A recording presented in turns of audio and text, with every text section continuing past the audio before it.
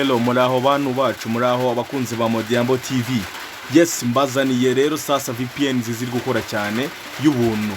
Ya bayita V2ray hybrid. Yes, iyi VPN irakora neza, irukanka cyane. Ya iraguka cyane kabisa. Ikora ariko kuri simcard ya Airtel, making sure ko ukoresha simcard ya Airtel. Ya ni iri gukora neza. Yes, twagiye kuri VPN 2 hybrid, kuri V2ray hybrid ukuntu ikora sasa. Ya ini Modiambo TV nanone ibintu Moses ugarutse, nibagiye gukora subscribe kuri no channel, like na comment, like nyinshi kabisa. Ewana mukore subscribe kugira ngo ibiganiro ndabakorera ko ndabazanira indi VPN iri gukora kuri M10 na mangu, kuko iyi ngini ya Airtel. Yes, rero ngiye ukuntu imeze, ngiye kwe ukuntu ino VPN ikoreshwa. Ngiye nkwesha M10 ntago yakora. Yes, ariko birasaba ko abenshi ukoresha Airtel ko ufite network, simcard ifite network, cyangwa se ukoresha 4G. Iyi VPN irakora neza cyane. Ngiye kwereka inzira wacamo, ko ngiye nkwesha M10 ntago ngiye yakunda, gusa ngiye kwereka inzira wacamo. Urabona hahanitse connect, ntago wango urajyaho, urajya ko akantu ka plus ko guteranya. Yes, kano ko guteranya sasa nujyaho, ubwo kanze okay twagiye akakora ko guteranya, urajyaho then ukandeho, nukandaho urahita ujya kuri load remote configuration. Hano habanza sasa. Yes, nujyaho ubwo ndabibutse yuko ino VPN ikora kuri Airtel gusa. Yes, irakora neza, iranirukanka. Ndi kubereka inzira muracamo kugira ngo muyikore. Jewe ni M10 nkoresha na Airtel nkoresha, kandi uramaking sure ko urabanza uba ufiteho bando kugira ngo uyupdating. Bino ni gukora goma ko ufiteho bando kugira ngo uyupdating, then ni ufite simcard ebyiri za Airtel uyitute nuko na Airtel mfite biberetse uyitutestinga, then okay ngo byayina gutyo. Niba uselectinze kuri yonge ifiteho bando, ukahita uhindura kuri data ugashyira kuri simcard yindi ya Airtel kugira ngo urebe ko irakora neza mu buryo buri free. Ni utafite megabyte ariko kugira ngo banze updating neza ko ufiteho bando. Yes, ni nukuri nababwira, ntago nababeshya, ini Moses wanyu. Yes, twagiye sasa tukandaho sasa kuri load remote configuration, urakandaho. Ya nukandaho urabona ko haje ibintu by'ama ads. Ndi kubayobora ukuntu biragenda. Yes, ads urategeza irangira, urabona ko asiga amasegonda 3-2-1. Yes, noneho ama ads nukora ko akushe simcard ya Airtel hahita hazamo success. Ntihazamo success sasa, ndio ibintu ndiko kukubereka. Hano musurinyeho haraza Airtel South Africa, ntago yemezaho. Haraza Airtel Kenya, haraza Airtel Uganda. Uraza gukandaho kuri Airtel Kenya. Airtel Kenya niho uraza kwemeza, uraza gukanda wemeze sasa. Ni wemeza kuri Airtel Kenya, maze ubundi uhita wongera switching. Niba ufite simcard ebyiri za Airtel, switching kuri indi simcard ifite MBZ, switching kuri ya simcard ifite MBZ. Ya ubwo uraza kwita ucekinga, ujye ku YouTube irabikora neza, na social media yose arabakora neza. Iyi VPN irakora neza, nuko na simcard ya Airtel ngiye nkoresha mba mbiberetse. Yes, checkinga ewan nusanga idakora, ujye unyandikira inbox nazo usiga address unce amande. Iyi VPN irakora neza, irihuta, imeze neza cyane. Ubwo ku bantu bakoresha Airtel ndabasabye ntagira umuntu umbwira nabi. Iyi ngiyi ikora kuri Airtel gusa, na indi simcard ikoraho nanjye. Urabona ko kwera ko ufitemo M10 mba mbiberetse. Urakanda kuriye kuma hano nagiye, urakanda kora ko guteranya, wongera usubirana kuri load remote, ikambi basubiremo load remote configuration. Nukandaho sasa urahita haza, urategeza gato. Urabona ko haje ama ads. Ntihaza ads, urategeza sasa. Yes, urategereza, urabona amasegonda amaye arangire. Narangira uraza kureba hano hasi. Hano haraza kuza akantu kanditseho success.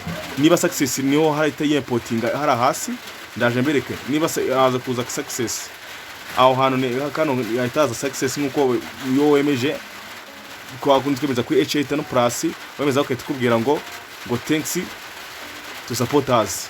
Yes, noneho ubwo nuba wemejeho sasa. Okay, turacyakomeje. Ubwo hano ndi kubereka hano butuvugana niho haraza Airtel South Africa, Airtel Kenya, Airtel Uganda. Uraza kugika kuri Airtel Kenya. Nukuri kuri Airtel Kenya urahita switchinga, ugomba kufite MBs kugira ngo usettingemo iyi system kuko uraba ubikoze success. None wahita niba ufite simcard ebyiri wahita switchinga kuri iyo ngiyi udafite megabyte kugira ngo control ko bikunda. Yes, iyi ni V2ray hybrid irakora neza ku bantu bakoresha Airtel. Ni mu gikibazo ubwo ibindi na handi uzumbaza ikibazo inbox nasiga address zanjye, comment utere comment niba ukunze ibyo service mbahaye kwira kora neza cyane.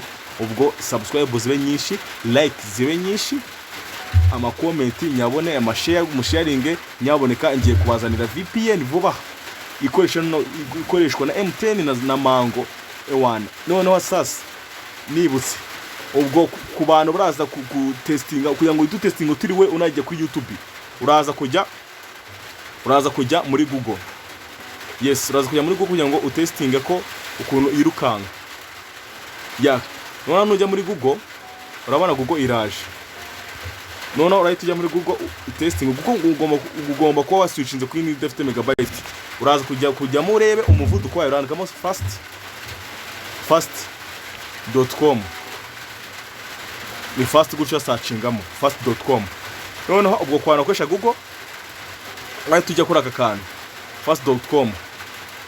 Urabona ko ariho nemeje.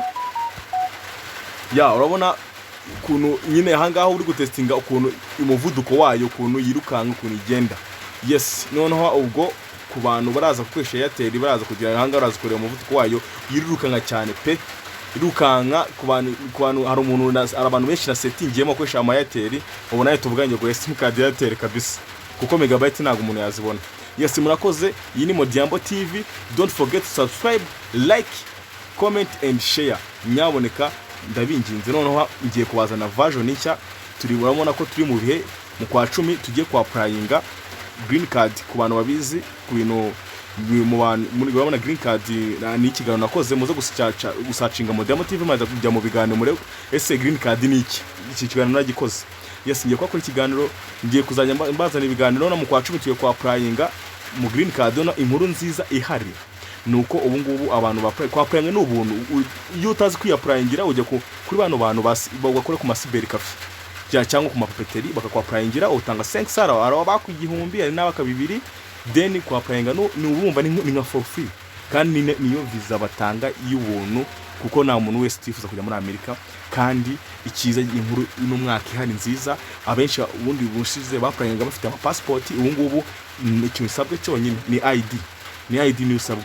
Kandi uko kuba uri hejuru imyaka 18 kugira ngo uyapplyinge ku cyawe. Iri umunsi 18 wapplyingirwa ku babyeyi bawe ne bagushyiraho.